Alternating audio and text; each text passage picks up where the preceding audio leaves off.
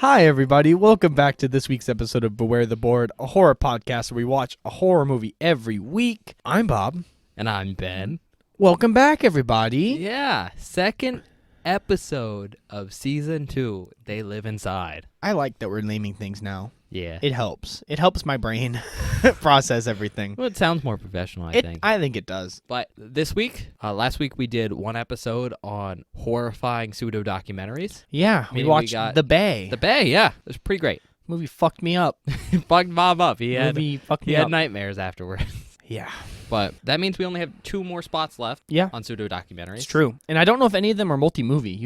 I have no idea. They might be. I don't know. But we have 3 spots left on your fun name for parasites, which is... Stay the fuck... Or get the fuck out of me. Get the fuck out of me. I'm so sorry. I keep forgetting it. That's so fine. we have 3 spots left on Get the Fuck Out of Me and 3 spots left on Possession. These People Are Demons. These people are demons. I need to clip the audio of Alex Jones saying these people are demons so I could show it on the podcast because it's so funny. Like, I don't support anything Alex Jones has ever done. I just think he's so funny. Yeah, I know. He's a horrible person, but he is so funny. Like, there are so many amazing edits of him being a crazy madman on the internet. Well, yeah, because he knew that sold him. Yeah. Yeah, it did.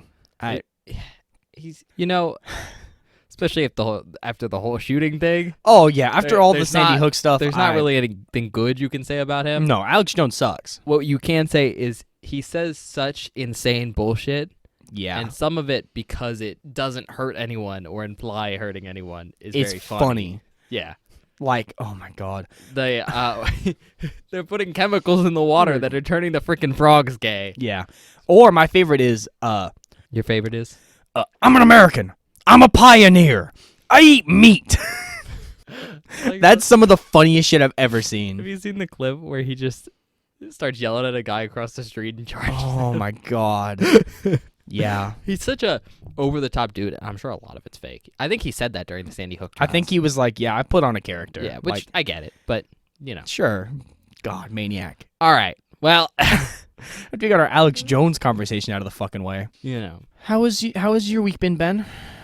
It's been fine. I mean, 1 week into 2023, it hasn't been horrible yet. Nah, it was fine. Work was fine. I didn't want to go. That's I completely did enjoy fair. that holiday pay for New Year's on Monday. You know what I just thought about? What? It's a new year. Yeah. Duh. We get our vacation. Have you looked and seen how much you got Did we yet? get it? I thought we didn't get it until like a couple months in. No, your vacation is usable January 1st. Oh, I don't know how to do that. Ask our supervisor. Oh, I will. I will too, because I need to take some time off. I get a lot. You have as much as I did, I guess, this year. Yeah, I guess I is, would have had as much as you, yeah. like 3 weeks off and then a bunch of days. Yeah, well, the It's thing a is, lot. me and Jesse are trying to go to a concert. Me and Evan are going to a concert. I think we should try and go to a convention this year. We should. If anyone's listening, has any cool conventions, I've been to only 2 horror conventions now. Really? Yeah, I went to one in Chicago, which was super cool. It was smaller, and they canceled a lot of the stuff because I went in the middle of COVID. That sucks. But it was super cool because of where it was. Mm-hmm. So, like, I could go out Yeah. after and go to, like, Chinatown and stuff, That's real cool. or just walk across to Chicago. Maybe we should go to Chicago. Try and go to something in Chicago. And it was a good convention. They had a bunch of people there. Tony Todd was there, and I fucking love Tony Todd. I don't know who that is. He's Candyman. Oh, okay. Yeah. There we go. Um, You said that name, and I was just like, I don't know who the fuck he's talking There was a about. bunch of cool people there, but it was smaller. But they had good panels. They had very good panels at that See, one. I want to go to panels so bad. And the other one I went to was in Frankfurt, UK, Oh, okay. That's cool. where University of Kentucky is. You talking about Lexington, you mean? Yeah, Lexington. You called it Frankfurt, and I was like, that is not where the University of Kentucky is. That's why I specified it's where they use, because I knew I was saying it wrong. Yeah. Frankfurt's their capital. But Lexington. And that one was bigger, Mm-hmm. and it was cool. There was a lot of cool people there. There was, your dad was there. Don't call him my dad. He doesn't I know what you're talking about, but it's very funny. But does anyone else? Because I haven't said his name. I don't know. I'm not even going to say it. I'm just going to let people guess. Well, you call him Papa. I do call him Papa. He's so good. I'll give you a hint. He really likes Toxie. Toxic Avenger's so fucking good. All right. That one had a lot of cool people there. Yeah. Like Robert Englund was there at that one. That's cool. See, I want to go see some of their panels before, not to sound morbid, before these people start dying. Yeah. Yeah, I know. That's why I'm like, oh my God. A lot of these really good horror movies, as I think you're realizing, came out in the 70s and the 80s. Yep. And a lot of those people are dying now. So And it sucks because a lot of them are just so fucking cool. yeah, and we actually have already lost a bunch of them. Yeah. Like I'm coming in late. Romero died already. Yeah. Yeah. But, yeah, I want to go to a big panel or a big convention. Me too. Texas Frightmare would be super cool. But I don't know. it'd be so big. But the thing about the one in Lexington is it didn't have great panels, I thought. Like, there wasn't anything super that sucks. interesting. So it'd be good to go to a really fun I got a good convention story. somewhere that was cool. That haven't told on the podcast. Oh, yeah, go ahead. So me and my friend Troy in high school, we are both very into D&D. Have been for a very long time. We were actually talking about Critical Role right before we fucking started recording this episode of the podcast. Yeah, Bob has a bunch of... He's wearing a Critical Role crop top. That's not a crop top. It's a cutoff. It's kind of disturbing seeing Bob in a crop top. Not in a fucking crop top. I'm just wearing a sleeveless shirt. Sleeves are for bitches. That's a Critical Role thing. You wouldn't understand. But you don't have the tan for... No, I'm very for a pale. sleeveless shirt. It was very hot. It burns my eye. I'm sorry. But me and my friend Troy in high school, we went to Lexington Comic and Toys Convention. All right. And you know who we got to see there? Who? The DM for Critical Role, Matt Mercer. Matt Mercer. What's his actual name? His actual name is Matthew Miller. Okay. But he goes by Matthew Mercer. And I think that he might have legally changed his name to Matthew Mercer as well. I don't actually know. He might have. It's his acting name, so yeah. potentially. But speaking of bad panels, this is not on Matt, by the way. I want to put this out there. Not his fault. This is totally the convention just being shittily organized. Fair. Me and Troy were in line to get Matt to sign stuff, which you can see I have a print right up there of one of the Critical Role Campaign 2 characters that's signed by Matt. All right. Ooh. And Troy and I waited in line forever. And right as we got to the line before, because basically there was a long line and there was a shorter line in front of him that separated them. And we were at the front of the second line. As soon as we get to the front, Matt leaves and goes to a panel. So we didn't get to see Matt's panel because we were in line to get signings. Yeah. Matt felt so bad when we got up there. He gave us like free pictures and everything. That's great. He's the nicest man I've ever met in my life. I will say that's one of the nice things about going to conventions and meeting people is you realize how nice some of them are. Oh, they're so nice, because they know that like they're getting money just from like existing. Yeah, have I showed you the picture me and Troy got with Matt? Oh no, I have pictures with some people. They're really bad pictures because I'm wearing a mask. Really? Yeah. This is I went to Lexington Toys Comic Convention in 2018, 2017, 2017. It was the year I graduated high school. Me and Troy went. Fair enough. But let me see if I can find the picture. It's on my Instagram. Yeah, conventions are fun. My sister and Corey. I would like to go to a horror one. Yeah, it'd be very cool. It'd be very cool, especially you know. So I didn't realize this. The other people in this picture in line. Troy and I met them in that line. We played a mini game of D&D in line on our using our phones for sheets.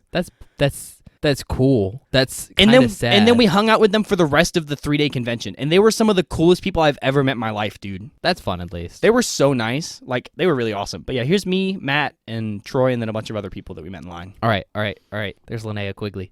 Oh, hell yeah. That's awesome. I want to meet her because she's so fucking cool. Oh, she's super done nice. So much stuff too. But yeah, so that good convention stories. I got one with Joe Bob. Oh, see that one. I've never watched his show. You're literally wearing one of his shirts right now. I'm wearing his Monster Vision t-shirt. Man, I like him. We'll watch an episode at some point. Yeah, that'd be There's fun. some good specials on there that I think are good watches. Okay, be fun. Just for like his talking parts. Mm-hmm. All right. Well, that was kind of our little rant at the beginning. So, Bob, I guess you want to choose your category? Yeah. So you're choosing pseudo horror films again, right? We just did one, and that one was fucking horrific, dude. We double down. We clear it out. If I don't think I could sit through that again. Well, I think I even said it on the episode. I never gonna watch that movie again. But I think I told you on the last episode that like there's no more ocean ones. That doesn't make it not scary. Cross my heart. No. And also, the last movie was a Parasite movie. Yeah. So that means if I'm not choosing that, and I'm not choosing Parasites because we just watched a fucking Parasite movie, I have to choose Possession. And you know I don't want to do that. So just choose another one of mine. Come. Do it. Woo! Trying to fucking bait me into this. No, I'm choosing Possession. I'm choosing Possession. Possession's cool, but like... It's gonna be cool. Is it gonna be... I like some of the movies. Is it gonna be fun? No. It will not be fun, Ben. Okay. Mm-hmm. Possession spot. Yes, you have 1, 2, or 3. I did 1 in the pseudo-mockumentaries. Yes. Pseudo-documentary category. 2. What's in spot 2? Are you sure? Yeah. 1, 2. Yeah, sure. Are you sure? You sure? Oh, fucking A. I'm so excited. What is it, Ben? The Exorcist. You know that this movie scarred me, like unironically. Yeah. Fuck me. Fuck. I can't. I knew that this would end up on the list. Oh, yeah. Probably because it is such a classic possession movie. Well, more importantly, it focuses on like an individual who's possessed. Yeah, which the fits individual that possession. description. I haven't seen this since I was 7. So you don't remember a lot. I don't remember a lot. I just remember walking out of the room crying and telling my mom, never again. It might not be as scary this time because you're older. You've seen a couple movies. I'm a little older. A little older nowadays. Last week we watched The Bay, so it could be okay. All right, you want the description? Me. Nah, I fucking need it. Yeah, sure. A mother seeks the help of 2 priests when her daughter is possessed by a mysterious entity. Yep, there. Yeah. You good? Yeah. Uh-huh. Okay. All right. Let's get. I knew I was gonna be stressed, right? Like I knew I was gonna be stressed out. You were like, maybe this week will be better. And I chose quite possibly. I tried to get you to choose a different category. You did. You kept. I knew you were gonna choose movie 2 this week because I knew you'd go 1-2. You think you really? Because I almost did 1-3. I knew you'd do it. But then I almost did 1-1. I was close. I thought about all of them, but then I went, that'd be funny to do 1, 2, 3. No, that's why. All right. Fuck. It's a 1973 film. Okay. That might be the earliest film we watched. It's really early. Because what? Black Christmas was 74. Was it 74? I think so. I'm wrong. It's 1980. Yeah. I think no, that's Terror Train. Terror Train was 1980. Black Christmas 1974. I thought so. I was right. Yep. Okay. But I have that on my digital notes. Yeah. All right. So, 1973. So this is the earliest film we've watched so far. Only by a year, but still. That's a big deal. It is. Because it's so early. It's at the beginning of like horror as a bigger genre. Mm-hmm. But 2 hours and 2 minutes long. Are you serious? This It's movie's a that long? movie. I didn't know that. I assume that's the standard length. I don't know if we'll end up watching the director's cut or what. I don't know. We might. I think it might be a good idea. Because it's The Exorcist. It's probably... Yeah. It's one of the movies of horror. But it's rated R. Thank God. IMDb, 8.1 out of 10. See, I knew it was going to have hella high ratings. It is one of the highest rated horror movies on IMDb. I knew it was going to be so high, super high. I heard somewhere the highest is The Thing, but that only has an 8.2. So that God should tell you damn. something. Okay. Tomato meter, Mm-hmm. 84%. That's... Wow. Audience score, Oh. 87%. High, yeah, that's probably... So that's 8s across the board. So that's a pretty... People like this movie. Critics People like and this movie a lot. Audience members Because alike. obviously those are all averages, so you're not going to have it perfect. So Well, yeah. an 8 is about as close as you get to a perfect score. Yeah. I've seen higher, but only in a few places. Nice. All right. Awards. Oh, this thing probably has a fuck ton, right? And I got them. Getting the facts for this movie legitimately took me so long. There's probably so many.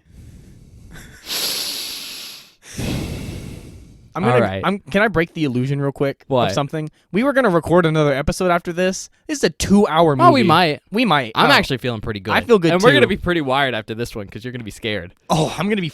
And I think this Freaking. movie's so cool. All right, 16 wins and 17 nominations. God, They only didn't win one. No, Or those are separate. Those are separate. So in total, that's 33. 33 nominations. Well, 33 whatevers. Yeah. And Holy shit. they only won 16 of them. That's still a lot. So if you haven't figured this out for like awards, if they won any, I wrote down all the ones they won. Okay. And just those. If they didn't win any, I'm writing down all the nominations. Okay, that So, makes sense. I wrote down all 16 wins, Bob. God damn. I typed them out. Yeah. Oscar to William Peter Blatty for Best Writing Screenplay-Based Material from Another Medium. Oscar to Robert Knudsen and Christopher Newman for Best Sound. Golden Scroll for Best Horror Film. Golden Scroll to William Peter Blatty for Best Writer. Golden Scroll to Dick Smith for Best Makeup.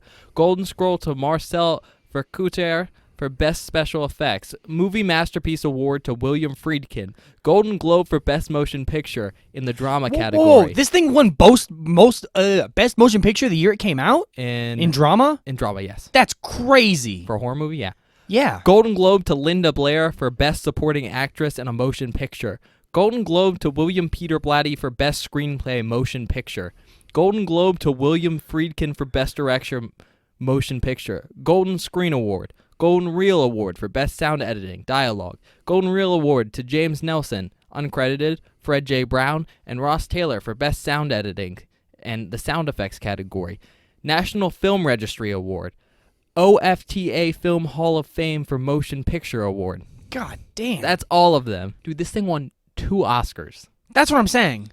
2 Oscars, 2 Golden Scrolls, Yeah, I don't know what the Golden Scrolls are. Or, no, 4 Golden Scrolls. I don't know what that is.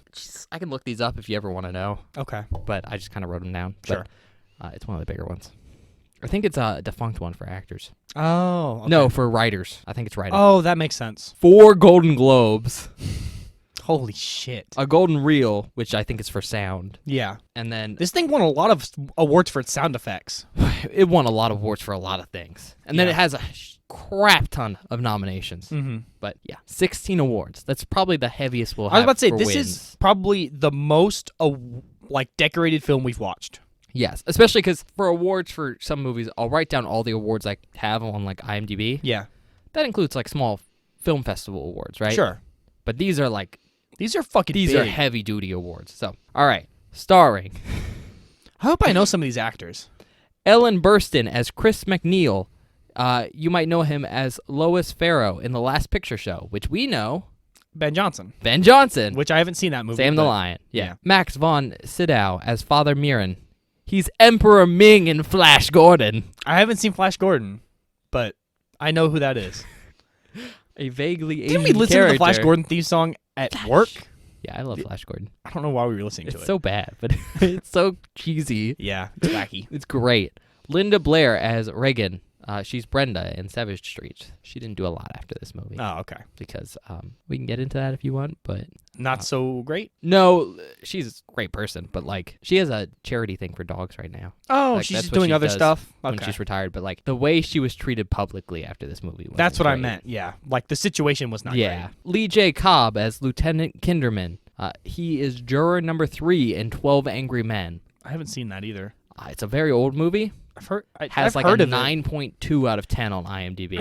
I was about to say I've heard of it. That's the one. You ever seen something where they go into like a juror room and like one person's dissenting? Oh yeah. That's that movie. That's where that trope's Oh really? I didn't know that. from. Yeah. Family Guy did it. Yeah. Its Well, own yeah. version yeah. of it. But yeah, super famous movie. Kitty Wynn as Sharon. That's Helen in Panic in Needle Park. Panic and I've heard of that. Yeah, it's one about like heroin addicts in Oh, New York Okay. from the 70s. If you ever want to know when these things came out, I have the year. Do you? That's cool. Yeah, That's nice. juror 12 Angry Men, 1957. Oh my god. Jack McGowan as Burke Dennings. He plays Ignatius Feeney in The Quiet Man, I've also heard of that. 1952. Not Never. the new one. Ah, okay. Jason Miller as Father Karras. He's also Era Parsagian and Rudy. I don't know what that is. He's a Rudy? Yeah. That's about the I'm gonna call him a football player. It's a really famous like sports movie. Nah. Parsagian's he was a very famous football player. I think he was like a quarterback or something. I'm not a big football fan, but he Me played either. for Notre Dame, and then he became the coach there for a while. Oh, Led them okay, to, that's like cool. a Super Bowl championship. Rudolph Schundler as Carl. He plays Professor Milius in Suspiria, which I've heard of that mentioned him too. because he's in fucking Suspiria, and Suspiria is great. Oh, is it? Oh. You will not like Suspiria, but I was about to say. well, are we gonna you will watch like it? Suspiria, but you know. Yeah. Robert Simmons as Dr. Tanny, and I'm mentioning him here because he's Proctor in Chud 2, Bud the Chud. Bud the Chud. I don't know Bud what that is the either. Chud. That's the theme song for Okay. Chud 2, Bud the Chud. It's such a bad series, Okay. but it's just like New Year's Evil where it has like Oh, a okay. shitty, catchy theme song. All right. Anyways, he's more noteworthy-wise. He's Mr. Rosen in Catch Me If You Can. I haven't seen that either. All right, so that's kind of like all the people I wanted to mention. There's a lot of people in this film. A Yeah. lot of them have, because of this film and because it's so old, have gone on to do a bunch of stuff. Yeah. A lot of them are dead now. Yeah, I was thinking about that. I was like, I bet you a lot of the stuff they did, Almost like, all the people I named, I passed away. Some of them recently, really. really recent, but yeah. But when we watch these older movies, it's so interesting when you be like, also in X, because these movies are so old that I'm also like, I also haven't seen that. Yeah, Because they probably did stuff in like, not like you've seen anything yet. I mean, anything. Like in the 90s or in the 80s that I just didn't watch. Yeah, most of those movies I referenced were in the 80s and 70s and Yeah. 50s. All right, director, William Friedkin. Mm-hmm. You might know him from The French Connection. I've heard of that. I've not watched it. It's the other one of his films where he won awards for. Writer, William Peter Blatty. He wrote The Ninth Configuration. I've also heard of that. I mean, these people are pretty fucking famous. Yeah. They wrote this movie. Budget, estimated at $11 million. Oh. Wait, Bob. That's no, but let me just preface. That's like a really high budget for the stuff. 1973? Even especially in 1973. Yeah, think about that. like what? That's crazy high. I haven't done inflation estimates. I do think inflation estimates are like 5 times. Yeah. So that'd be like a $55 million budget today. That's still a shit ton of money compared to everything else we watched. I want you to keep that in mind, all right? Okay. Box office. Yeah. $441.3 million. Yeah. Isn't that insane? Oh my God. That's nuts. That's insane. I'm going to talk about that in the facts of why that's so insane. Yeah, that's Bob, so much money. It's more than so much money. We'll get to it. Okay. Country of origin, United States. Yeah, okay. All right, so the film is also known as... I'm interested to see what it's also known as in other countries. Here's the thing. Oh. In other countries, it's basically just known as The Exorcist, or whatever translation they have of that. Mm-hmm. However, like many old, like American films... Yeah. Which is, I think, something I'm starting to notice, having looked at this. Older films tend to have a lot more different titles in their country of origin. Oh, like, that's just more interesting. common. Okay. Because of distribution stuff and lack of the internet. Mm-hmm. That's kind of cool. So, like, in the modern day, the only differences are translation differences. Mm-hmm. Back in the day, they actually had different titles. So, different titles for this movie. William Peter Blady's The Exorcist. So they're just throwing his name on the front of it? That was the USA reissue title. Okay. You know, like... That's like if they just re-released Halloween, said John Carpenter's Halloween. Yes, except it's because, we'll get into that, but that's the writer's name. Yeah. It's the writer's The Exorcist. So that was the reissue title. The Exorcist, the version you haven't seen yet. Is that like the uncut version? That was version? the recut version. Recut version, okay. So that's the director's cut. Okay. And The Exorcist, the version you've never seen, which was the USA promotional title. These are all US titles. Okay. I thought that was very funny. It's just strange. It's just... the reissue title was Blady's The Exorcist. Yeah. The promotional title in ads was the version you've never seen. Yeah. And then the director's version was the version you haven't seen yet. Weird. I just think that's very funny. Those it are all is the funny. US It's versions. just interesting that they did that because I don't really know that it doesn't add or take anything away. They're like subheaders. Yeah. Which I think is very funny. It is funny. Because we don't do that anymore. No, We're nobody just does like that. regular, uncut, director's cut. Yeah. So the fact that they added catchy names instead of just going director's cut. Yeah. Right. Tagline. Ooh. Yeah. So I'm interested. This is where things get interesting. They gave me taglines, right? Mm-hmm. But I went with the quote-unquote tagline it uses on the cover. Sure. So that, like I said, I'm trying to pay more attention to what you find on most covers. Sure. So when I say tagline, maybe not exactly a tagline. I hope this one has a good one. Something almost beyond comprehension is happening to a girl on this street in this house, and a man has been sent for as a last resort. This man is the Exorcist. Ooh, that's good. I didn't like it till you got to the end because it's long. Yeah. It's less of a tagline in the traditional sense. Yeah. It's a lot of these old posters I'm noticing have like small descriptions like built into the tagline. You know, a blurb on the back of a book? Yeah. They have those, but just on the poster. Yeah. I mean, same with which is different. Terror Train. Yeah. I mean, Terror Train basically just explains the plot of the movie. It's just like a little blurb, like on the back of a book. Which, yeah. By the way, that's what that little description on the back of a book's called. Yeah, I knew that. Blurb. I'm an English major. I know things. Baby English major. Maybe I'm an English major. I haven't called my advisor. All right, you need to sign up for classes. So do you! Why are you giving me shit? I'm not giving you shit. I'm just telling you. I need to do it too. I know. Let's say in the car ride a minute ago, you were like, "You signed up for classes?" And I was like, "No." He's we like, have less than a week either. to sign up for classes. Yeah, I know. I'm glad enrollment's low. Right. Yeah. Facts about this movie. Bob has previously claimed this is the scariest film he's ever seen. That is a fact. Fact number one. I claimed that very early on. I think you said that on our first episode of the podcast. I asked you what the scariest movie you've ever seen I'm pretty sure I said The Exorcist. Yeah. So, be interesting when you're watching this. Yeah. More interesting facts now. The film is often considered as a cursed film. What does that mean? Like a cursed horror film. Primarily due to the number of accidents and deaths associated with production. It is, interestingly enough, even featured in the Shudder original TV series, Cursed Films. Oh, we've talked about that which show. Which is really fun. Yeah. We should watch that at some point. I really like it. Okay. Can I just put this out there? Yeah. This movie isn't like cursed, right? Like we're not going to have bad juju for watching it. Like, what do you mean? Like I'm not opening myself up to any sort of like. I mean, like this isn't Ringu. Okay, it's not like you ain't gonna watch it and get a phone call and be like 7 days. Okay, so nothing like that going on here. No, so cursed films. I'm right? a very. This is gonna sound bad. I'm paranoid. I know. And if this film is genuinely cursed, I don't want to also be cursed. So Ben. traditionally, right, the idea of cursed films is usually associated with films that have like troubled production histories. Yeah. So yeah, that's Okay. basically what this is. I can't explain it as well as the documentary series can explain it. So if you have Shudder, go watch Cursed Films. I really enjoyed it. I've only seen the first season, so we should watch that at some We point should if watch have that. I time. feel like that'd be fun. Each episode's a different movie.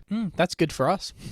Because, that's our format, too. I know. Super cool series, though. Super cool if you're ever interested in, like, disasters. I feel like film history would also I just love that. film history. Yeah, so, I know. You know. I know. All right. So the film is based on a 1971 novel of the same name, written by the film's writer, William Peter Blatty.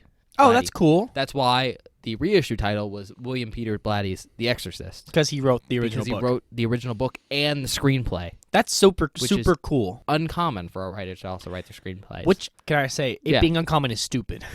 It makes me mad. No, it makes sense.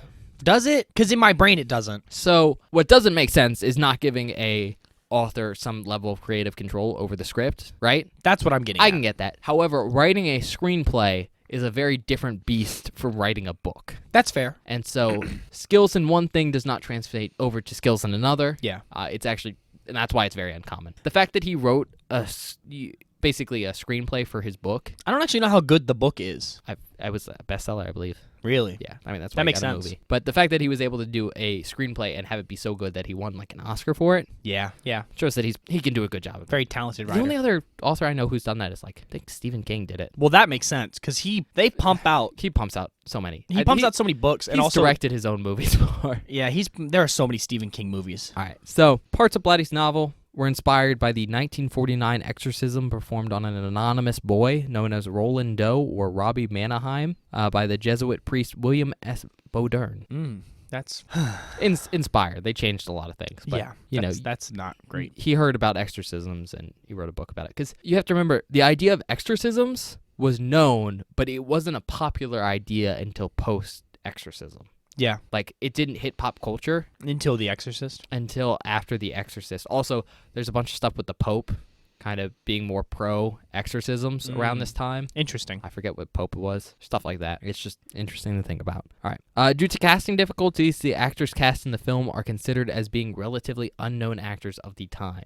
That's interesting. So while some of them had been in stuff beforehand, they weren't like big actors. Mm-hmm. And while some of them will go on to do some decent things after this, a lot of them were just kind of like low-key people. I find that in a lot of movies that we watch, a lot of them don't have big name actors in them. And I don't know if it is a positive or a negative, but in most cases that I've seen, it has been a positive because it means I go into the film with no expectations for their level. And if they deliver, it's higher than I expected. And if they don't deliver, it's what I expected because they're not well known. It's just been happenstance that it's been that way. Yeah, I guess. There's no issue with unknown actors because every big actor used to be unknown. I mean, yeah, right? that's what I'm getting In at. fact, like from the fact we look through this, and some of these actors went on to do some big stuff. Yeah. But, it is what it is. Mm-hmm. I think it's just important to note that, like, he couldn't get anyone important to be in this film. That's wild Friedkin. to me. But yeah. So, due to Friedkin's insistence on realism, there are a number of interesting choices in this film. This includes filming on location in Iraq, despite the political instability at the time of filming. It's Well, 1970s. Does this movie take place in Iraq? There's scenes filmed in Iraq. Really? They'll be very obvious. Whoa, okay. Yeah, the beginning Interesting. of the book is set in Iraq.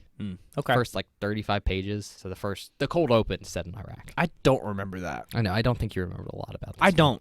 don't. I remember. That's why I think it'd be interesting watching it, because I don't think you remember. Yeah. So there's stuff set on location in Iraq. The use of live special effects. Do you know what that means? No. Basically, what would be a good example? Like, you are filming special effects at the same time you're doing the scenes. Okay. So, like, if you mess up the special effects, you have to reshoot the whole scene, and sometimes you can't do that. Oh, okay. So, like, if you had... Okay, very famously, if you set up, like... I don't know if I want to give this as an example, because I'm not sure if you remember it happening in the film. Oh. So I'm going to make up an example, okay? You just make something up. Just, like, give me an example of it that has So, nothing to do with any of this. Like, a practical effect, right? Yeah. Would be, like, if someone gets stabbed in the chest, right? And they start bleeding a lot, right? Yeah, sure. Or, like, if something bursts out of their chest and they start bleeding. A live special effect would be like you're shooting the scene, and halfway through the scene, blood starts shooting out of this guy's chest, right? Yeah. Well, that's live. You're filming the scenes. You're not doing this separately. So if his effects like aren't working, You just have to scrap it and start over. you have to scrap it and start over. Okay. Which is bad because sometimes you can't do that. For instance, if you're exploding a building Yeah, or a car. or a car, Yeah. you've lost that whole shot if it's fucked. It's important to know because it makes things more difficult because you'll have all the actors there. Yeah. Things can go wrong. But also, it sometimes means you just keep random shots that you might not otherwise. So live special effects, the use of real priests and medical personnel in parts of the film. That's cool. Pretty cool. That is cool. Primarily, the big one is real medical staff, which, one of the cool things, during the medical scenes, using and featuring actual specialists and procedures, he went to a hospital to film, Yeah. and he watched the procedure that they're performing Whoa. in real life, and then had actual specialists Reproduce it? reproduce it. Like actual doctors reproduce it. That's actually really cool. They didn't do everything because obviously they can't be jabbing people with real needles. Yeah. So those parts are fake, but everything else is real. Oh, God. And it's a very famous scene there because it's like a time capsule of old like medicine from the 70s. Yeah. Because certain things they do, we don't do anymore. Oh. But it's on film, Interesting. which is really cool. That is cool. With that being said, some of the medical stuff is pretty disturbing for some people because it's pretty realistic because Yeah. it is. But during the procedures, Paul Bateson can be seen, an eventually convicted murderer playing his real-life job as a radiographer. Wait, really? Yeah, he's considered, I guess, technically a serial killer. I think Holy he only killed like shit. 2 or 3 people, but yeah, he's in That's this movie. nuts. Yeah, there's a bunch of weird stuff about The Exorcist. Part of why it's considered a cursed film. Again, death. There's an actual like murderer just walking Yeah. around in the background of this movie. A baby serial killer, but yeah. Holy shit. All right. That's wild. Pazuzu. Love Pazuzu. The spirit featured in the movie. Oh, I forgot. I know. That's what it was called. I'm giving you more spoilery facts than I normally do because I try to keep Mhm. facts with spoilers out of there. But since you've technically already seen this, Technically. I'm leaving out the big ones because I know you don't remember anything. Can I be real? Yeah. Honestly, all I remember is How scary it was. how scary it was, and then parts of the beginning, Yeah. but not the very beginning. Like parts of the first times, like he goes into the house and stuff. Yeah. And then I remember the projectile vomiting stuff. Oh, so you do remember it? That's what the example I was going to do. Oh, with the live projectile special vomiting. effects. Yeah. I remember watching that. the and wrong then- person gets hit. Really? Yeah. That's awesome. But they kept the take because the person was so disgusted because they weren't supposed to get hit. That's awesome. That's like What I was gonna get at issues. is I remember witnessing the projectile vomiting, going "fuck this" and leaving. Yeah. Well, then you haven't seen a lot of the movie. But the spirit in the movie is called Pazuzu. Okay. And not really a big spoiler, but the spirit featured in the movie is loosely based on the ancient Mesopotamian personification of the southwestern wind, who shares the same name, and statues, iconography, stuff like that. Oh, that's cool. Like an actual demon in Mesopotamian. Mm-hmm. Demon's a rough translation, but it's Well, like yeah. a deity. Right.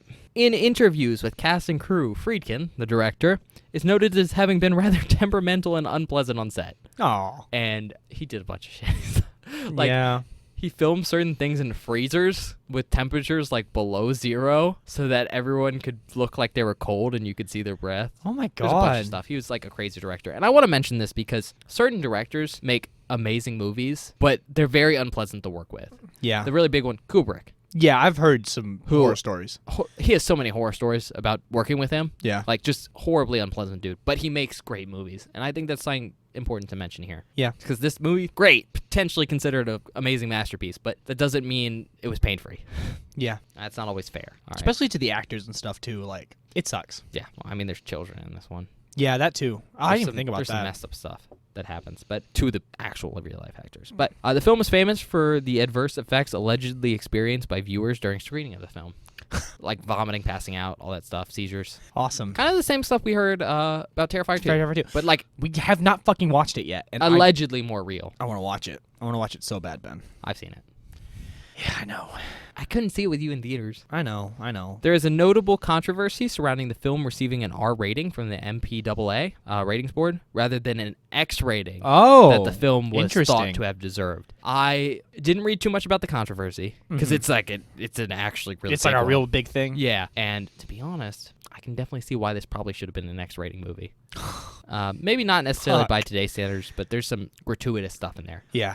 And people are upset, obviously, because very violent, and children can technically see it if it's R-rated, as long as you go with an Yeah. adult.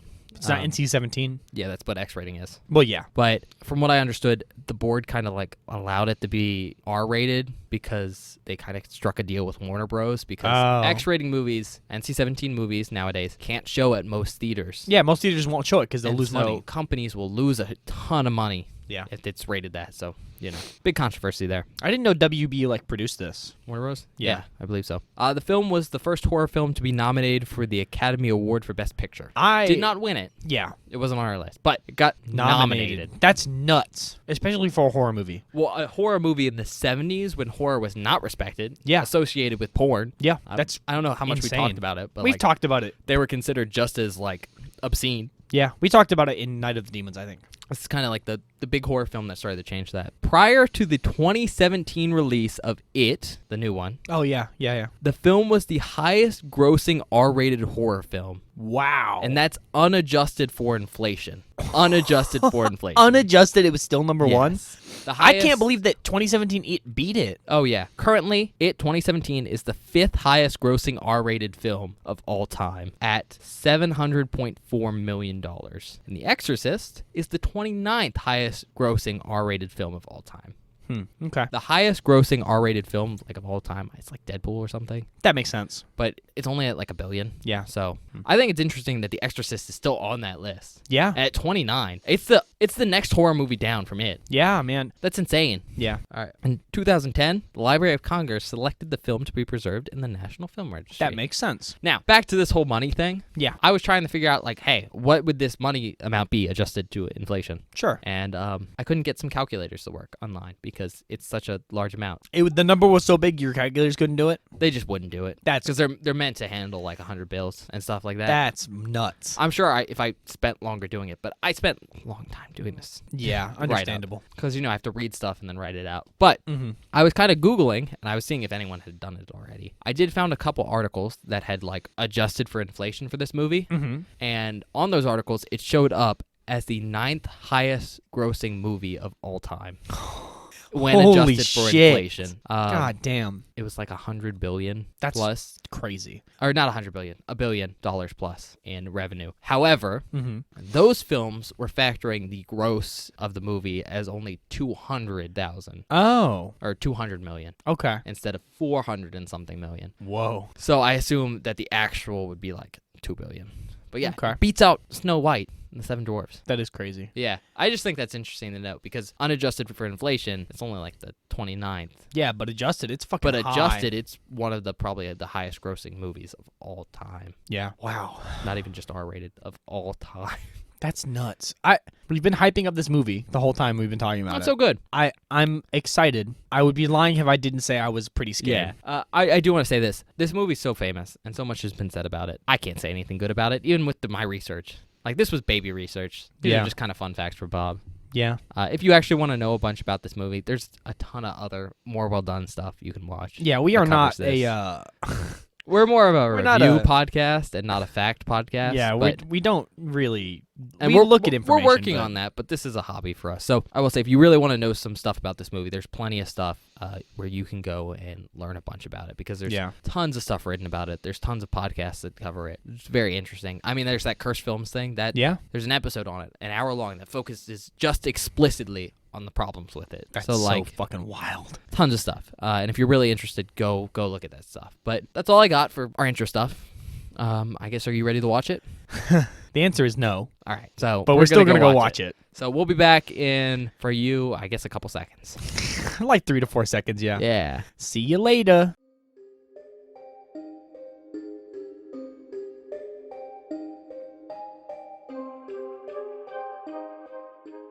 Hi, everybody. Welcome back. We just finished watching The Exorcist. Yeah, we just finished. Dude, are you good? It was just a little emotionally drained. It's fine. Okay. Well, Ben. Yeah. What did you think? Because you've seen it before. Yeah. I want to know how many times you've seen it. Probably a couple times. Probably, but not in years. Really? Yeah. What did you think rewatching it? Because I would like to know your rewatch thoughts. I mean, I think it holds up. I like it. We talked about it. I went into this one super scared. Yeah. You said this was the scariest film you'd ever seen, and I think I've told you. I don't think I've done it on the board. I think I've told you off the board that this is not going to be the scariest film you've ever seen. Yeah. It does. No.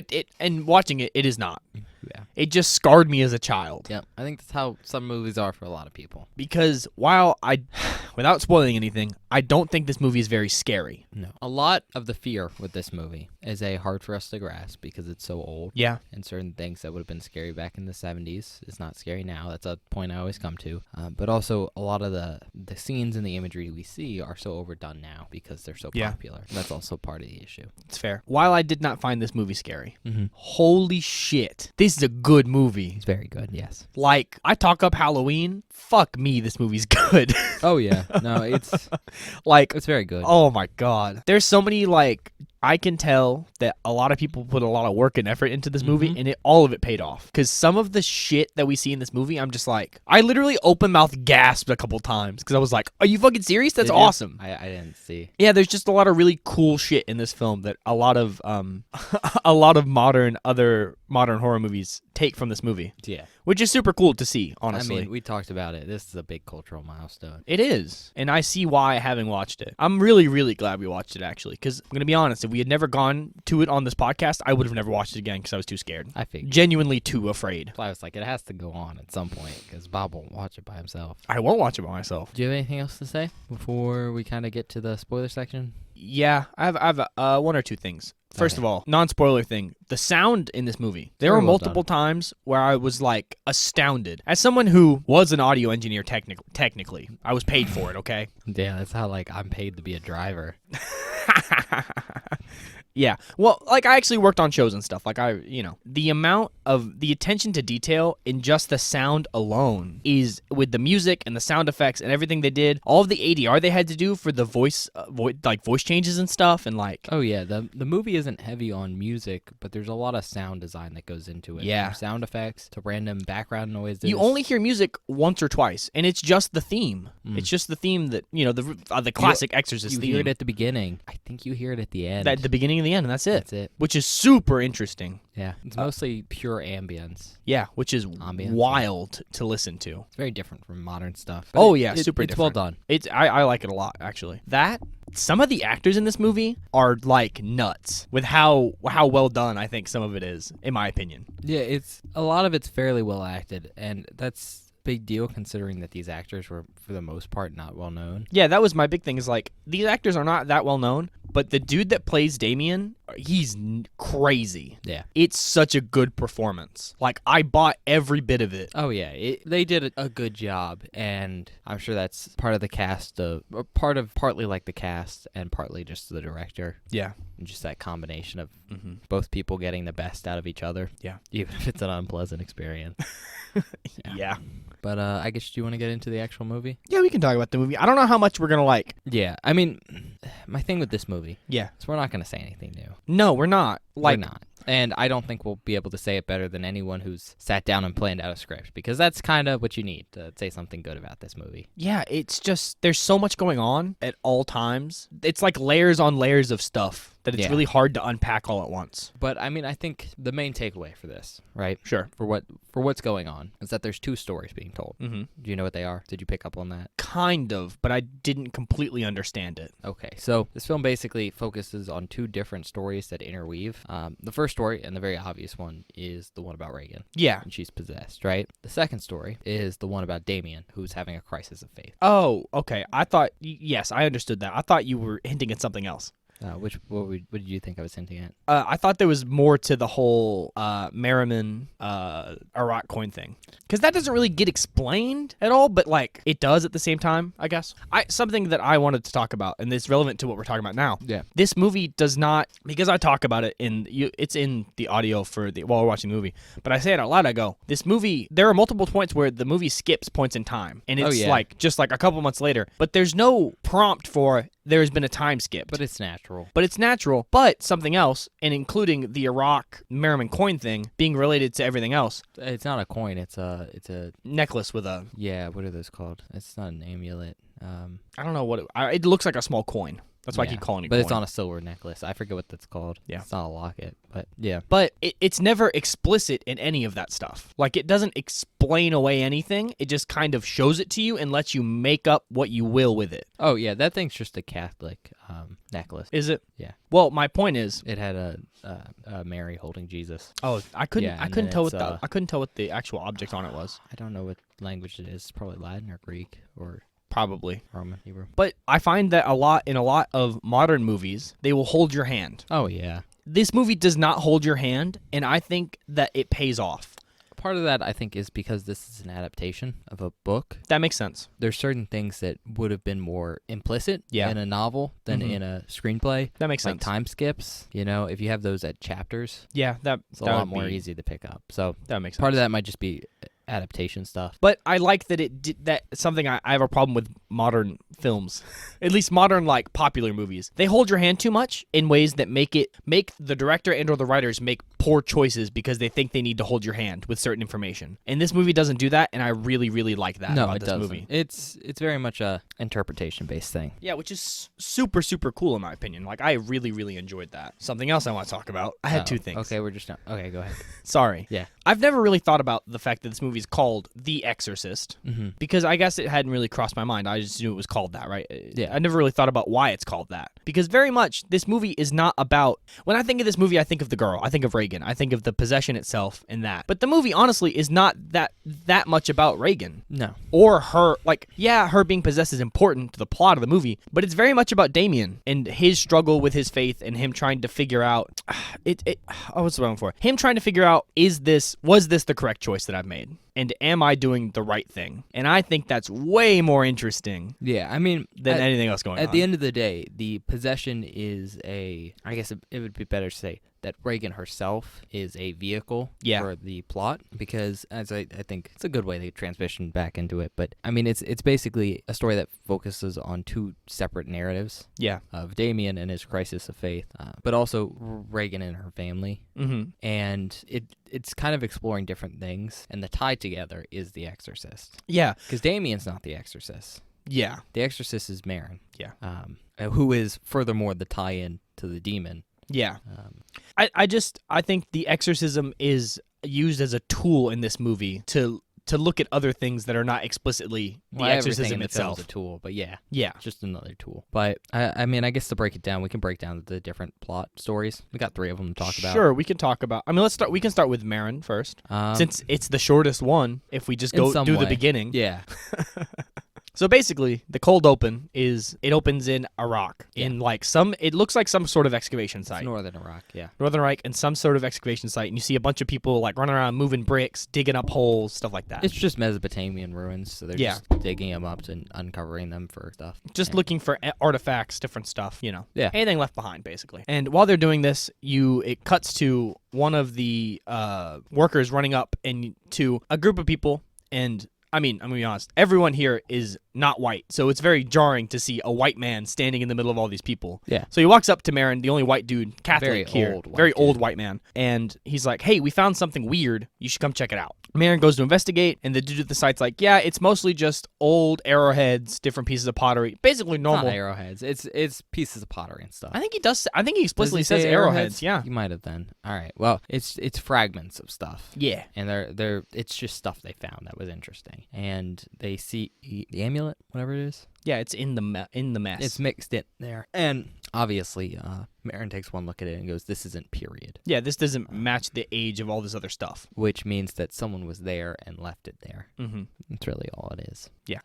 But right where they were digging, he reaches in further and he finds a statue. Yeah. Very specifically, it's the broken off head of a Pazuzu statue, which is the demon seen throughout of this. It's not named. They never say the name. I imagine they put that in the book, or it might be just a movie choice to choose that one. Yeah. Well, I think it's because, I mean, we talked about it, but you say Pazuzu is like the demon of, I think it's like the Western Winds or something. Western Wind. And Southwestern Wind. And whenever we see Reagan for the first time being fucked with, her window's open and wind is blowing in. And that's kind of a theme throughout the movie is when the demon is about, wind will blow through her window. That's not even the big one. Well, that's not the big one, but that's a big one for me. At least I caught it. The big one is basically, we cut to, I mean, obviously, Marin's having some troubles. Yeah. And it shows him walking around, and he eventually goes back to the dig site right before he's to leave the country. And he's standing there, and wind comes towards him. And right as it blows him, he turns, and there's a giant statue of Pazuzu. And the sun is like setting behind it. So the statue's like backlit, but it's like pitch black because the sun is behind. You can't see what it looks like. It's just a shape. Very cool. That's the wind, the really big That's the big tie-in, but because the wind... As you said, it foretells the appearance. Yeah.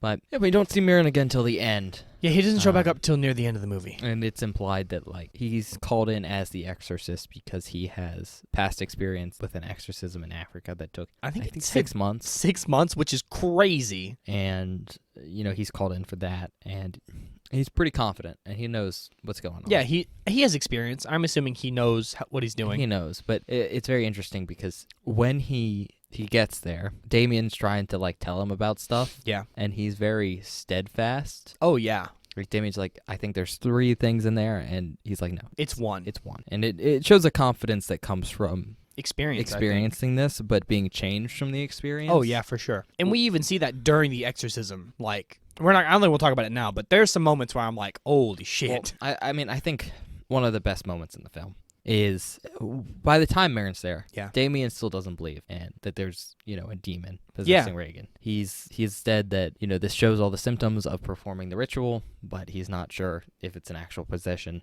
And it's not till they actually start performing it, and it's also not until halfway through that it's very clearly something's happening. Oh, like yeah, the bed for sure. flies off the ground, but like the bed hovers. starts floating, like shit starts happening. And they leave the room, and Damien asks, I think simply like, why this girl? Yeah. And Father Marin's just like, well, sometimes they just want you to see the animalistic side of humanity. Yeah. And he gives this little speech that basically it shows so much about what's changed with him as a character, like kind of his past experience with this idea and how it's warped him. And I mean, I think it's part of why we see so little of him because he's already been affected. Yeah. It makes sense too. Like him in the now doesn't matter so much. Yeah. It's his past that's implied that matters. Additionally, like I guess the best way to put this is there's also some implications about why the demon's here and Reagan is it's to show the darker sides of humanity, but it's also because you can take some implications of predestination involved. Yeah. Almost fated to have happened. Yeah, because Marin found he's already dealt with an exorcism before. Yep. With a demon, and he has a spiritual moment in Iraq with the demon that ends up possessing Reagan. Yeah. And that demon knows he's coming. Oh yeah. And I don't know. It's well done. It's really good. It's kind of the background for the whole story. Yeah, it's almost the setup. It's not even like a full story in of itself, but No. it's there, and you can kind of tell. Oh yeah, for sure.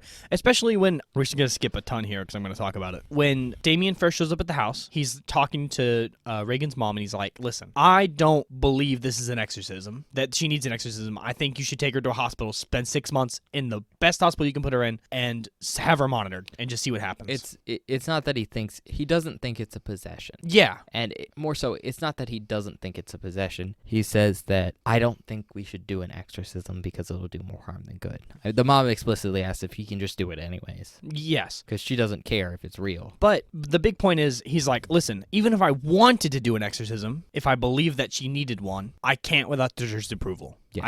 I need evidence to be able to prove to them that this is worth their time. One of the big things he brings up is if Reagan speaks in a different language, something that she didn't know before, tongues, or a different language that she never learned, or has access to information that doesn't make sense for her to have access to because no one told her that. So this is something interesting that I thought of because, this is 1973 or 74.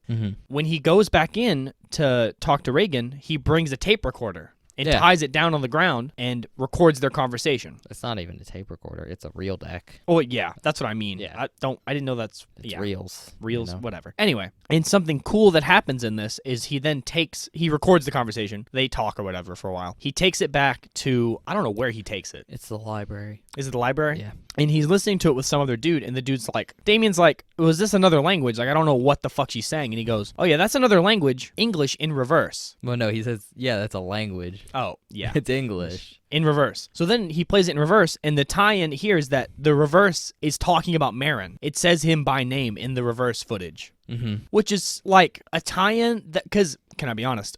At that point, we're super far into the movie, and we haven't seen Marin for like probably an hour and a half or something. Yeah, we didn't know his name at that point either. No, we didn't. You only learned his name 20 minutes later. Yeah. So, like, the setup for Marin coming from Iraq to there is in the movie. You just have to pay attention. Yeah. Is what I was getting to. And it's super cool because, like I was saying, it doesn't hold your hand. It just puts stuff out there and expects you to extrapolate, which I think is really fun. Yeah, it's a good movie for multiple watches. Oh, for sure. You'll pick up something new every time, I think. And just like kind of learning some stuff and then coming back to it. But I think that's a good way to transition into the second story kind of in the film, which is Reagan. Yeah. And kind of her possession. And I think it's important to note that when we follow Reagan's story, it's less about her being possessed. Yeah. And more about how her possession affects those around her, specifically her mother. And her housekeepers and her babysitter. But even that's secondary. It is secondary. It's kind of how it affects them as a family unit. Mm-hmm. We learned that, like, Reagan's parents are divorced. Yeah, it's just her separated. and her mom. And the film kind of shows their home life beforehand. Mm-hmm. And then it starts to give hints that things are going wrong. Oh, yeah. And kind of the big focus of Reagan's possession thing, and it makes up the first hour and 20 minutes of the film, is this idea that there's a cold, like, clinicism to medicine. And that's kind of what her story's about. It's kind of this idea of, like, how the effects of, certain conditions can affect a family unit and stuff like that, and how they can change someone. But it's also this look at kind of medicine and that kind of rabbit hole of, all right, we don't know what's wrong with her, but we're going to take the most rational option, which is not rational, possession. But it's not. It's this idea that science doesn't always know everything in the same sense that we as humans don't know everything, and we're just grasping in the dark. Yeah, I mean, and that's I don't know. kind of what that explores in a very cold and clinical way. Yeah. Some of the medical scenes made me really uncomfortable. I mean, that's how they're designed.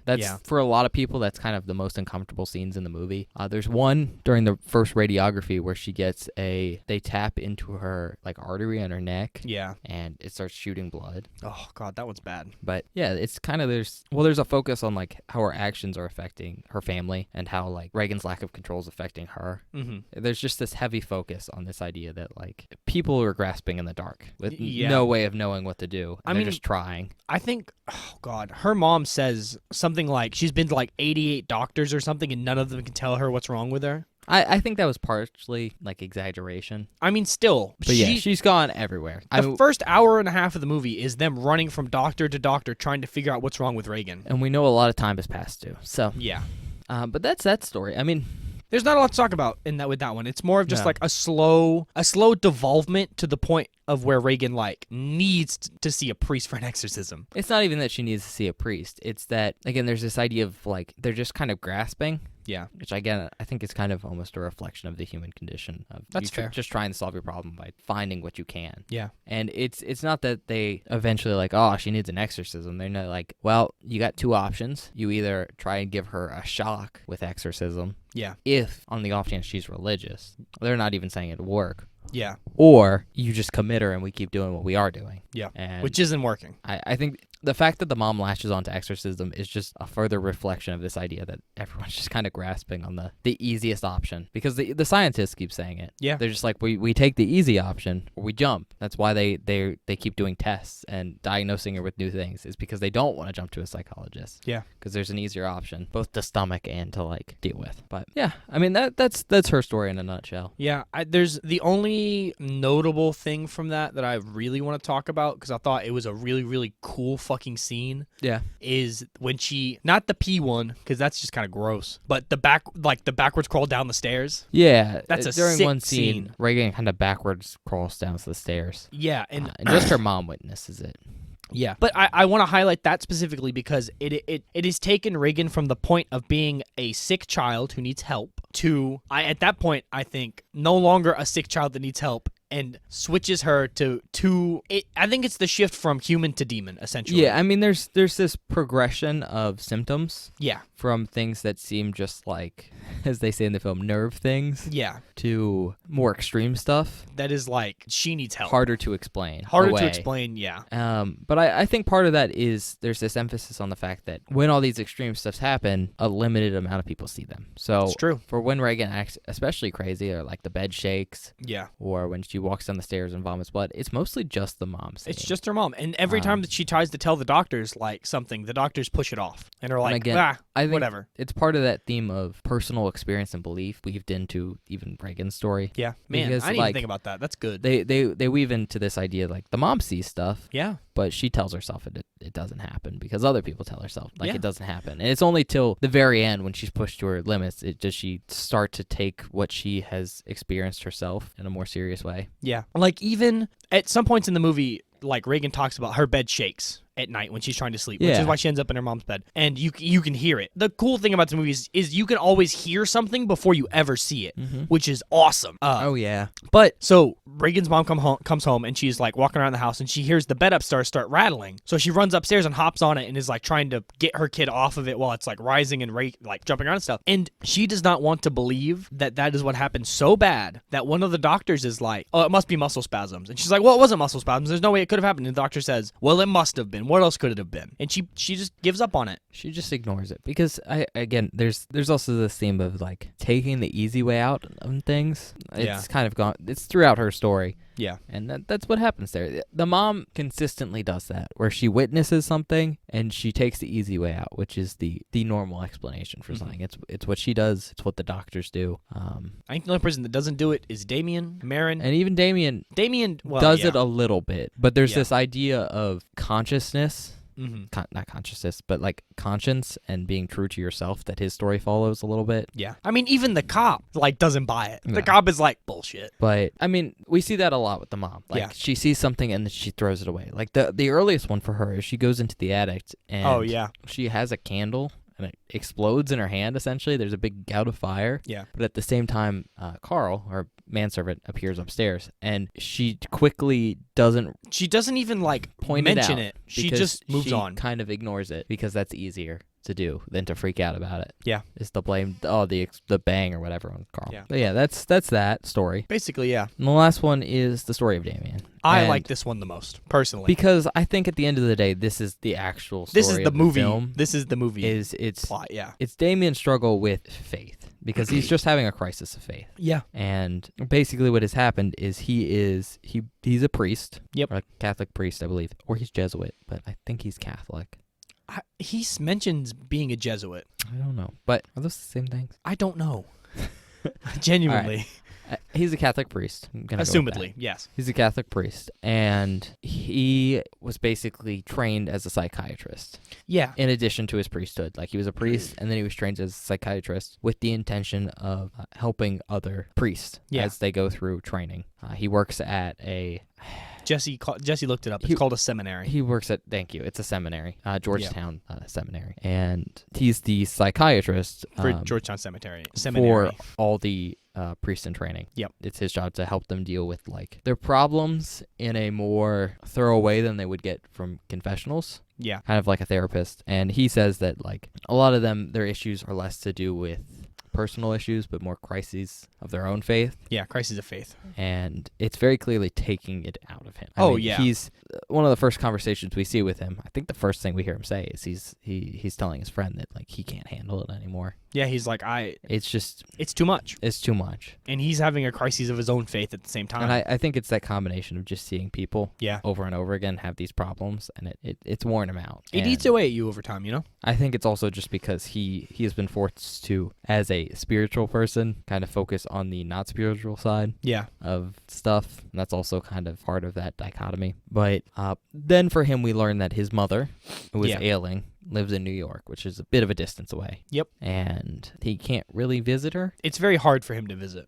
Because, he's a distance away. And he essentially wants to transfer there so he's close to her. Yep. He talks to another priest about it. I mean, it happens pretty quickly for us as the audience, but it's over a while. But basically, she falls ill. Yep. She's admitted to a psychiatric ward. By her brother, his uncle. Yeah, because they can't really put her anywhere else, but she can't really take care of herself. Yeah, she's old. And I think they get her home for a little bit, but then she dies. Yeah, she passes away very quickly. And I think that's kind of like the nail in the coffin. For him, at least, yeah, for sure. Hammers home because, more than his own crisis of faith, he's left with this idea of, like, what about my mother who's just passed? Yeah. Where is she? And I mean, it all starts to come to a head when he's called to Reagan's mom. Yeah. Starts talking to him about Reagan, and he's acting like a psychiatrist first. Yeah. Because his main concern is not science, like kind of the doctors, but it's the well-being of his patient. And so... Something I want to talk about. Huh? You mentioned the well-being of his patient. That is one of my favorite traits about him. Damien compared to Marin. You can tell during the exorcism at the end, Marin is not doing this because he wants to save Reagan. Marin is doing this because it is his job. I think it's his job. It is what he's set out to do. But he has his own personal demons. That too. Damien, I can tell, is there because throughout the entire exorcism, he's more concerned about her safety than actually getting the demon out. Yeah. And I mean, we see that right away because when the mom suggested an exorcism, his first thing is saying is like, exorcisms aren't a thing anymore because we know about psychology. Yeah. Like, we can explain all this. And, he's like, I won't come there. And the mom eventually freaks out. And she was like, basically what the mom ends up saying after her big freak out, because she's like, the psychiatrist sent me to you and now you're trying to send me back to them. It's just, help me. Please just help me. Help me at least look at her. And she breaks down. And so he just comes just to look at her. And he does. And his takeaway is it's probably not like possession. No, which is...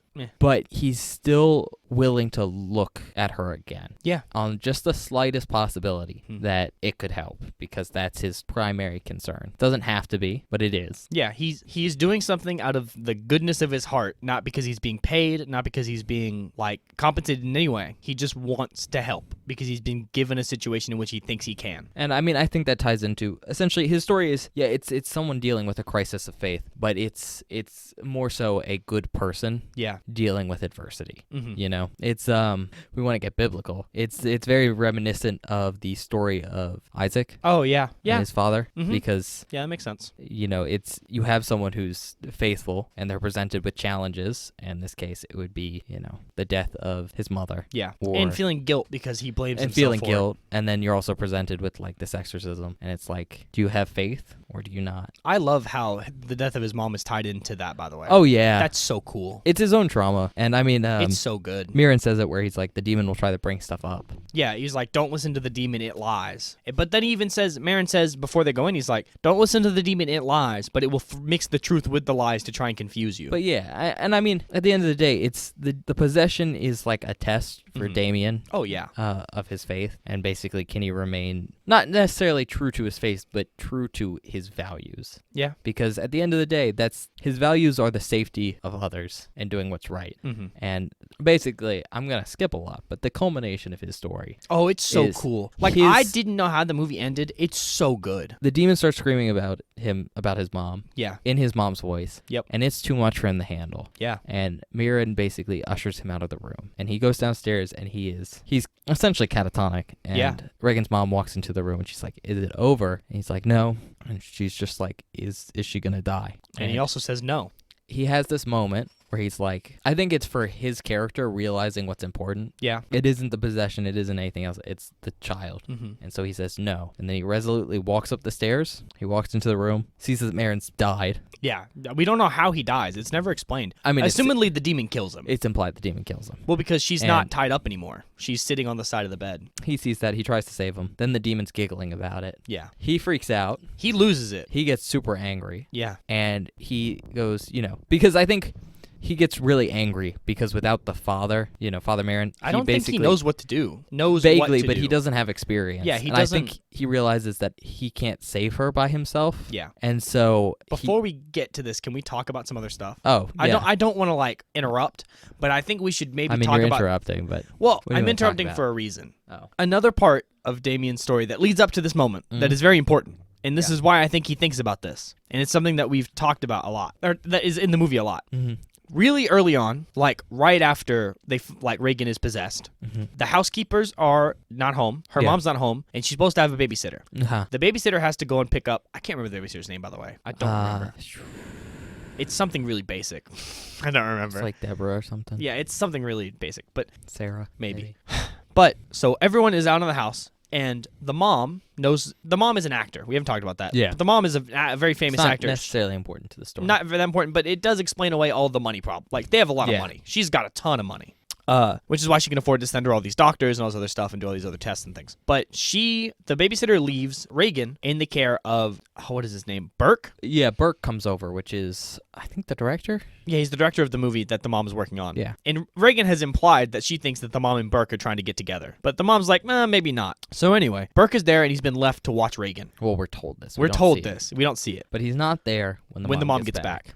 She goes upstairs. The window's open. The window's open. Reagan's sleeping. Reagan's asleep. Everything seems fine. Come to find out, apparently, Burke... He's found at the bottom of these very long steep stairs. Staircase. Yeah. Which just happens to be the top of the staircase just happens to be right underneath this window in Reagan's room. So it's revealed eventually that the demon... It's implied eventually. It's implied that the demon chucked this dude out the window. Yeah. And made him fall down the stairs. And when he's found, his neck is turned completely 180. Yeah. Which is something we see the demon do a couple of times with Reagan's body. Mm-hmm. This interests the cop investigating it because he's like, listen, this seems like an accident. And he even talks to Damien because Damien's a part of the priesthood that is around nearby and stuff. And he's like, listen, we also saw this, but someone desecrated the church, like put cones over the Mother Mary to give her like big ass nipples and shit, and like basically desecrated a big statue. And the cop is like, do you think these two things are related? Like, do you think that he implies that like they could be related because how does someone's neck end up 180 degrees like that other than witchcraft is what he calls it. So we got a case of witchcraft and we got a case of defamation of the church. You think this is anything important? He doesn't say it's witchcraft. He says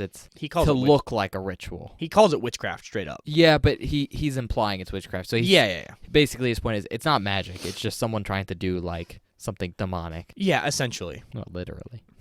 Well, yeah. That's in this case, what literally. But these stairs become a point of contention because the cop is convinced that Reagan somehow snapped this man's neck and threw him down the stairs. No, the cop is convinced a dude did it. Well, the cop says a very powerful man. Yeah. Implying that. I think, if you didn't realize, he's suspicious that it was Damien. Oh. Yeah, because Damien's a boxer. He's a really powerful dude. I didn't catch that, actually. That's why there's shows that scene of him watching Damien walk away from the house. Oh. Yeah. I didn't catch that. I wasn't, yeah. Okay. But anyway. He thinks it's a priest. Yeah. So we can go back to what we were talking about now. I think that was an aside, but yeah. I thought it was an important aside. I guess, but. Because it comes back to this. It tells you that this can happen because essentially, but basically, Damien has this moment of, he doesn't think he can do it without the father, Marin, to get rid of the demon. So he gets really angry and he basically tackles Reagan to the ground because she's laughing. Well, the demon's laughing in her body. And he goes, take me instead. Yeah. And we see it go into him. Yeah, that's a really cool effect. And there's kind of this moment where he fights it. He does. He screams no and like changes from demon form back into human form for half a second. He has, I think, this moment where like he's basically fighting it off. I'd assume because he's a priest. Yeah, I assume he has. Well, the cool thing is, I didn't notice this. I didn't notice this before, but I guess the reason the demon couldn't possess the two priests is because they were wearing crucifixes. Well, because Reagan reaches up and rips his crucifix off his neck. She doesn't rip the crucifix off the neck. She rips that amulet off his neck. Oh. Of the Holy Mary holding the baby. Ah, I thought it was a crucifix. I couldn't tell. And she rips it off. Then the demon can finally go into him. Yeah. I think part of that is, though, he's more accepting of it. Yeah, I mean, he literally screaming, telling it to come in. Yeah. I think he kind of subconsciously fought it off some, and then he kind of has that realization. It goes into him. Then he jumps out the window and kills himself. Which I said, holy shit, I didn't know that's how this movie ended. And he tumbles down the stairs. It's well done. It looks good. And when he gets to the bottom, he's bleeding to death. He's still semi-conscious. He's alive. His friend comes up drier and basically gives him his last rites as he's dying. That's basically the end of the movie. Yeah, that's it. I think the last thing to talk about before we kind of close up and go to our kind of ratings and stuff. Two things. First of all, with the pendant it's a pendant. That's what it is. The pendant getting ripped off his neck. Yeah. I'm not sure if this is intentional, but it's the same one we see at the original dig site, right? Yeah, it's the same one that Marin found. And kind of what we see is the fact that when the pendant gets ripped off of Damien, the demon can go into him. It's kind of like a protection, right? Yeah. When the pendant is removed from the dig site, because we know it's found there, and it's kind of removed, that's when Marin goes in and finds the statue. It's only after he's found this pendant. Oh, interesting. And he pulls out the statue. And I think there's probably some correlation there between like someone had essentially sealed it there. Yeah. To try and keep the demon out. Because it's not from the same period. Yeah, that makes sense. It was put there by someone or left there by someone. So I hadn't thought about that. That's cool. Maybe I'm reading into that wrong. But that's No, I mean, it makes sense. I questioned why something not of the same period would be found on the dig site. Yeah.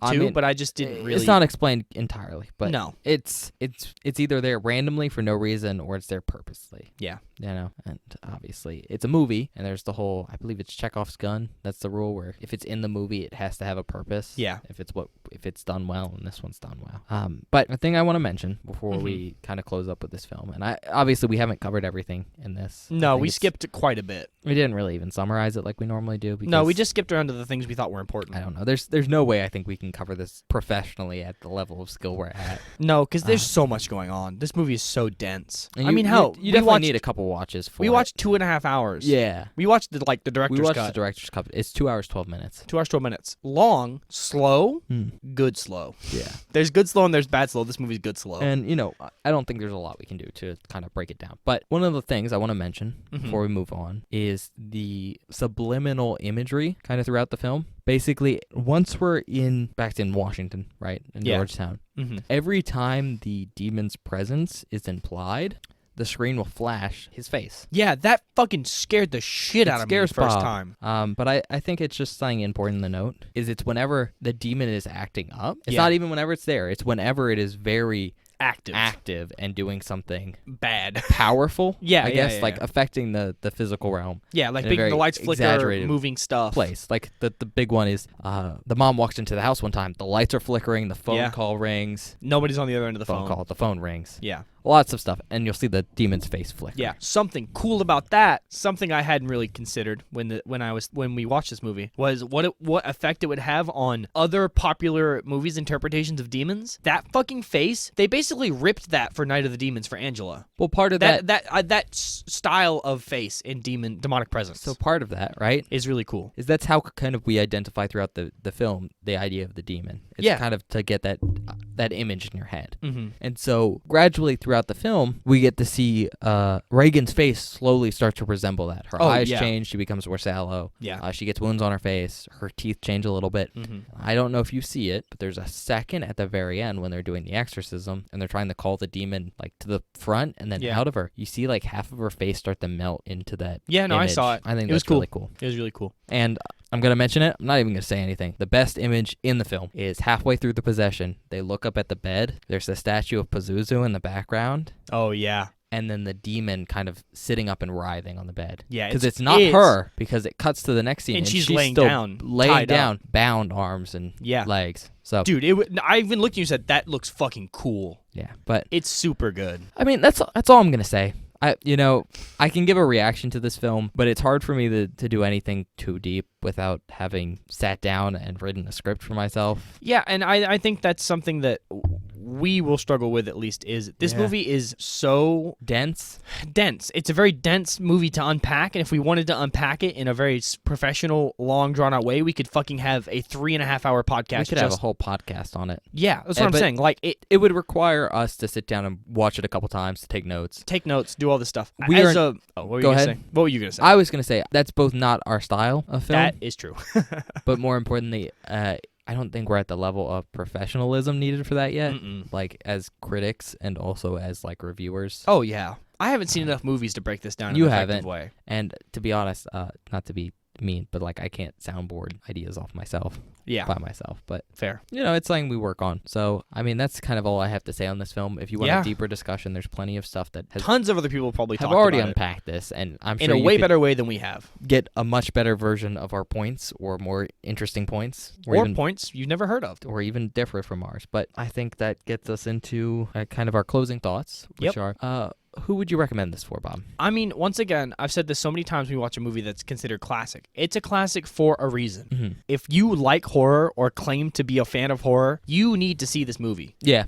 I think this is a foundational piece of media for the entire genre. Like, I'm still blown away by how well made that movie is. Yeah. In a lot of ways. It's very well done. It's crazy how good it is. When you think about horror, you don't necessarily think very high quality, you know, necessarily. There are some pretty good stinkers out there. It's not that you think of it necessarily being bad, but you think of it being as a genre thing, as lesser than other films, and this one isn't. And that's why, like, if I was going to recommend this film to anyone, I'd recommend it less as a horror film and more as an actual film. So if you want a film that deals with, like, a mature outlook on, I would say, faith and kind of adversity and, you know, doing what you believe is right through that, it's a good film for you. Yeah, I enjoyed it a ton, way more than I thought I would. I thought I was going to fucking cry, to be honest. I was scared. Well,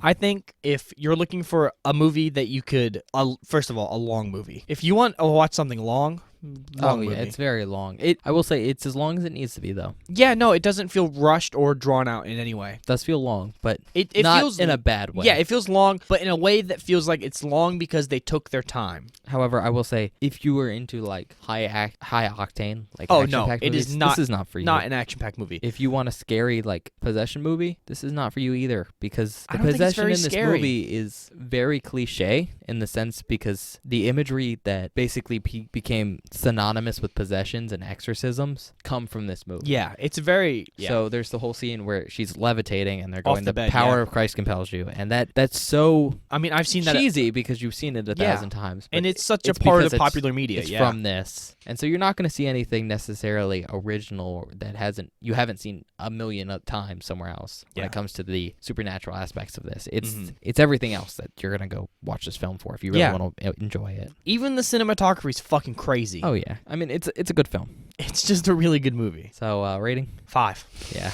I can't, man. I'm gonna say 5 too. I mean, I have literally zero complaints. Yeah, I mean I can't bitch about anything. I liked everything about this movie. Yeah, I don't really have any complaints. I'm sure if I really sat down, I could find some. I'm sure if I were to nitpick through this movie, I could bitch about something. But sitting through and watching it for the first time since I was 7. And actually making through the movie this time. But I don't have anything I want to complain about besides nitpicking. Yeah. I mean, it's good. It's really, really good. Like, I enjoyed it. It's an emotional film. It's definitely a roller coaster. Yeah, I think the ending's pretty emotional. Oh, for sure. I didn't tear up, but I can feel my eyes watering.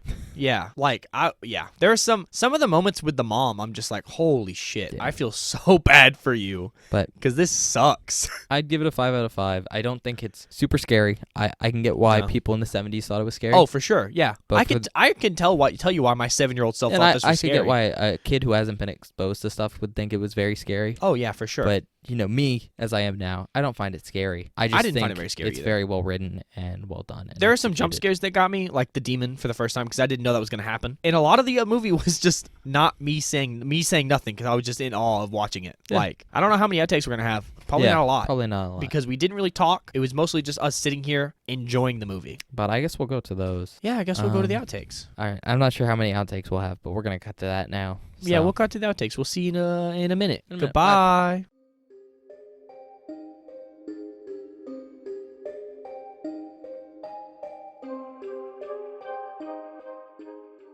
Hello everyone, welcome to the outtake section for this episode of Beware the Board. I hope you've enjoyed our episode on The Exorcist so far. Looking back, not as scary as I thought it was, but still a very, very, very good movie. Without further ado, let's get into the outtakes for this episode. While there are not a lot, because we didn't really scream, there are a couple. This first one is our reaction to Reagan's mother climbing into the attic because she thinks that there are rats up there. Just so happens, it's not really rats. I mean, that sounds like rats, right?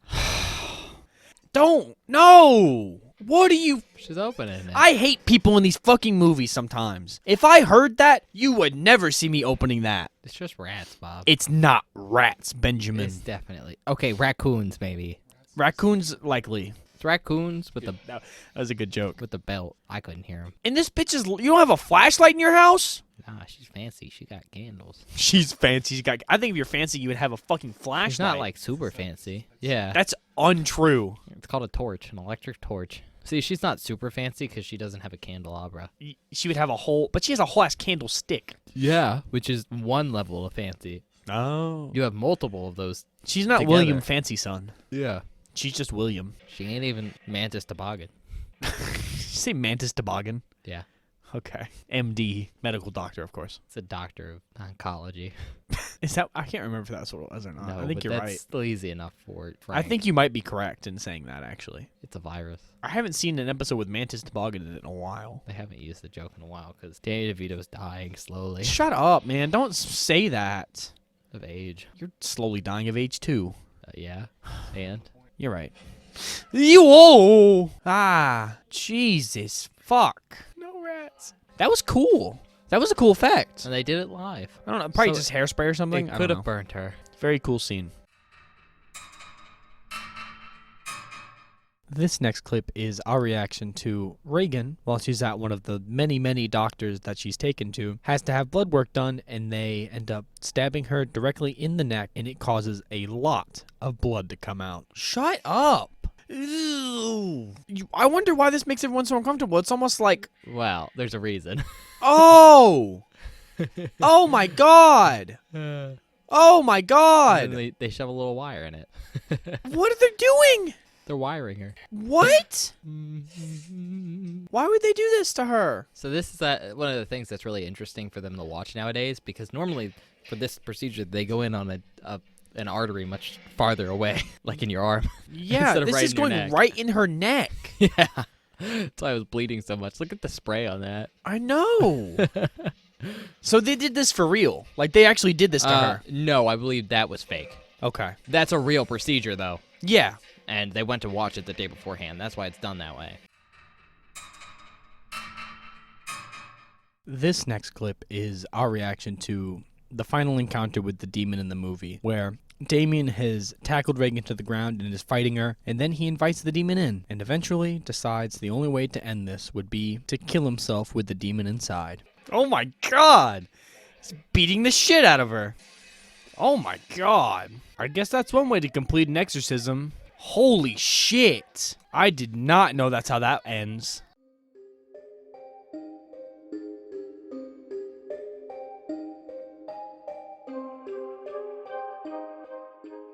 Hi everybody, welcome back. I Yeah. hope you enjoyed the outtakes from The Exorcist. Probably like 2 minutes outtakes. I mean, I got pretty freaked out at some of it. Hopefully you Yeah, get some of my oohs and ahs. I don't know if you made it. I didn't hear them. I Really? didn't know you did them. Oh, well, You said you did that in the recording. I was like, I didn't hear you. I don't know. Maybe not. So- We'll fucking find out. We'll see. I mean, there was a couple he got scared, but they were Yeah. short. Honestly, that movie was not a good movie for outtakes. It was a good movie for watching. No, yeah, it's a good movie. I'm glad we reviewed it. However, it is not what we are currently well equipped to handle on this podcast. Well, considering the Bay probably got an inordinate amount of Stuff. for the outtakes. Not as much as you think. We'll see. You say probably. We've already done it at this point. I guess I haven't listened to it yet, but I will. It's bad. It's Let me bad. just. It's rough. Like rough for me because there's a lot of them. Not rough because it's a bad episode. Rough because I had to swim through a lot of shit to get to the good stuff. But all right. Well, anyhow, I don't think we have any announcements this week. I think this is just a normal outro. yeah, I couldn't think of anything. So check us out on YouTube. Yeah. You're probably watching this on here because we're not on Spotify yet at the Yep. time of recording. So We are not on any streaming service. like, comment, subscribe, smash that like button, That smash would- that bell, smash anything you can Oh on our my YouTube page. God. Yes. Keep refreshing those videos, get our views up. yeah, just like inflate our view count, please. Just- Thank you. YouTube algorithm, please. Please, for the love of God. You know, When we're up on Favor Spotify, us. I will announce that on our Twitter. yeah, and we'll go up on everything at the same time, Apple Yeah. Music, whatever, because it's an RSS feed upload. Yeah. So whenever we announce that, we'll be up everywhere. So hopefully that'll be nice because I'm tired of watching our videos on YouTube. It's annoying. Not because it's like a horrible process, but just like would be- I listen on my phone when I'm at work. Yeah. So it's harder to listen to a podcast through YouTube on your phone. It is. But you should follow us on Twitter at Beware the Board. Yeah, if you didn't tell from last week, we're kind of telling what films are coming out in advance. Yeah, so the Monday before a Friday episode, I will tweet out an image that is, we'll have the spoiler thing over it in case you don't want to see it. Because I know some people want to know what we're watching when we get there, and some people want to know beforehand so they can watch it and then listen to us talk about it. And it's more than the Monday before Friday episode. It's the Monday the week before. Yeah. Because, for instance, for Nope last week, it was the Monday before that Monday. Yeah. So it's just, depends on when the episodes come out. But if you want any other updates, follow our Twitter. It's where I put everything. I tweet out when the episodes go live. I tweet out when we do special episodes. I tweet out polls. I guess he tweets out polls. He's only done it once. So. Well, we haven't had any other ones to use yet. Tweet out poll.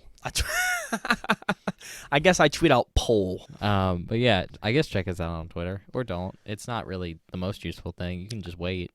See what gets released. I mean, yeah, I guess. If That's you want what I to. do. That is I what you record do. these, so I don't know what's happening. No, Ben doesn't watch an episode till I send him a link. Yeah. Hey, that's because I get them early. So yeah, he does get them early to listen in case he wants anything edited, but changed. Yeah, I mean that's all we got this week. Yeah.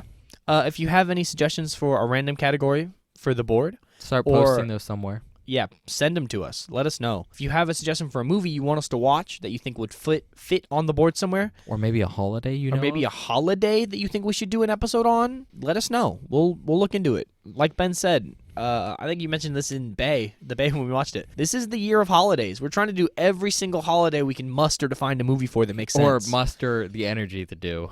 If we get, listen, I'm not doing, when's National Pizza Day? I don't know. Because I'm sure we could do that one. We want to do Attack of the Killer Pizzas. Is that a movie we can watch? We do Killer Tomatoes? For the pizza? That's funny. I know we're doing something for a holiday that is not a national holiday. I'm not going to mention it on the podcast. No. I'll talk about it in a second when we're done. All right. Well, yeah, any suggestions you have for anything, let us know. Otherwise, have a nice week. We'll see you next Friday. We'll see you next Friday. And remember, always beware the board.